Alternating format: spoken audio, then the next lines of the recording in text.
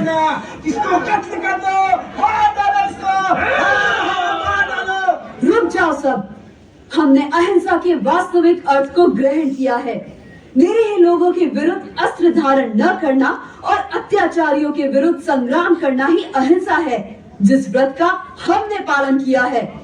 आज जो लोग हमारे हाथों बंदी हैं, वे दानव होते हुए भी हमारे भाई हैं। इनका स्वभाव जिससे सुधर जाए, हमें वही करना चाहिए। अब यह राज आप लोगों के हवाले है। आज पूर्णिमा है, मुझे विशेष कार्य के लिए निकलना होगा।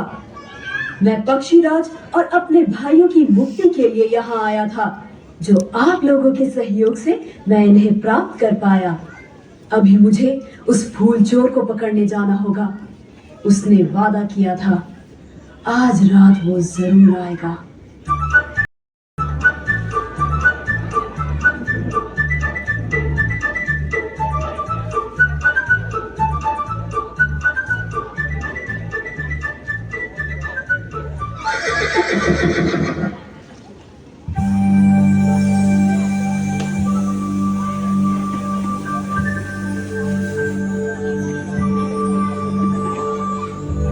हे परी, अभी तो शाम ही हुई है और तुम इतनी जल्दी आ गई।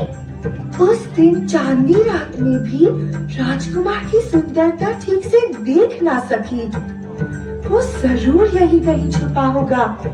मुझे नजर क्यों नहीं आ रहा? आज तो वह इधर सरोवर में आया ही नहीं है।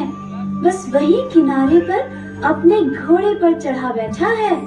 दूरबीन से मुझे देख रहा है। तुम्हें नहीं, मुझे।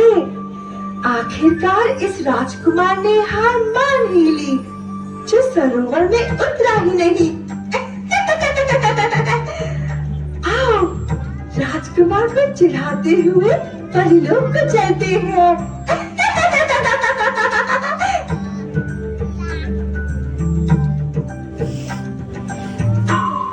पक्षीराज, समय आ गया है, तुरंत इस परी के पीछे चले। ओह, वो तो उड़ने वाले घोड़े पर सवार है। जल्दी भागना होगा, वरना आज नहीं बचूंगी।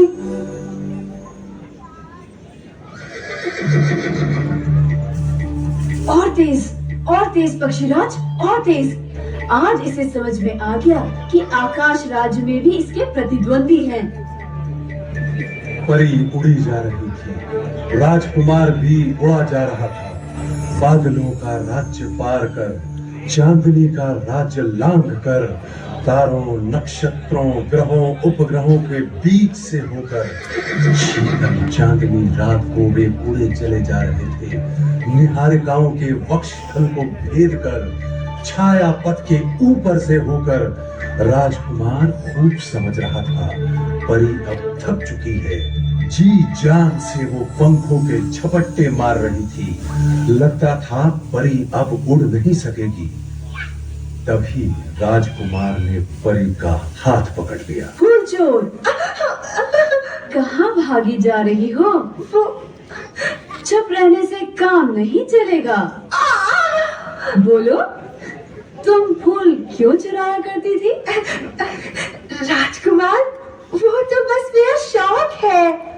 रात को आकाश गंगा में स्नान कर आप लोगों के नील सरोवर से एक फूल तोड़ लाती हूँ। उसके बाद पूजा के अंत में उसी कमल को चढ़ा देती हूँ। इसके बाद महीना भर उस कमल को जूड़े में खोस कर रखती हूँ और दिन गिनती रहती हूँ कि कब फिर अगली पूर्णिमा आएगी। देवता को चोरी के फूल चढ़ाती हो? तो क्या करती? मांगने पर तुम लोग दे देते क्या? मांग कर तो देखती। गलती हो गई। क्षमा तो तुम्हें राजा ही कर सकते हैं। चलो तुम मेरे देश में, आलोक राज्य में। चाह तो सकती हूँ, पर खुद उड़ कर नहीं जाऊंगी। तुम्हारे पक्षीराज पर बैठ कर ही जाऊंगी। हाँ, क्यों? खुद क्यों नहीं उड़ोगी? मैं खुद उड़ते हुए जाऊंगी तो नील सरोवर के आसपास के असंख्य फूल, तितलियां, छोटे छोटे बच्चे मुझे उंगलियां दिखाएंगे और कहेंगे, देखो देखो, फूल चोर परी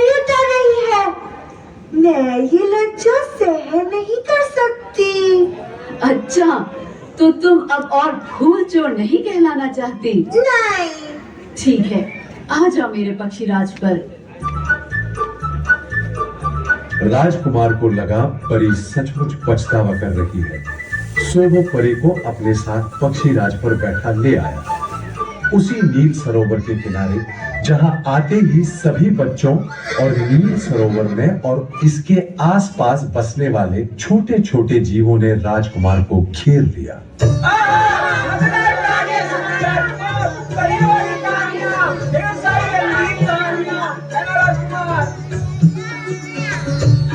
राजकुमार ने उन्हें संक्षेप में पूरी कहानी सुना।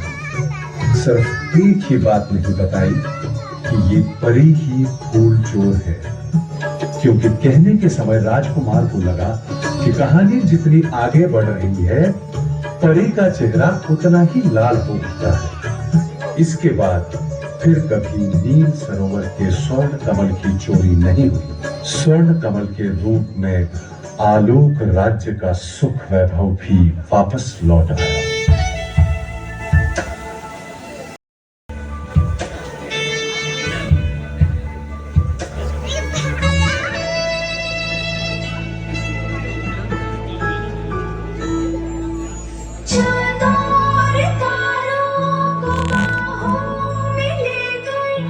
झूमे है अंबर भी धरती को छूकर।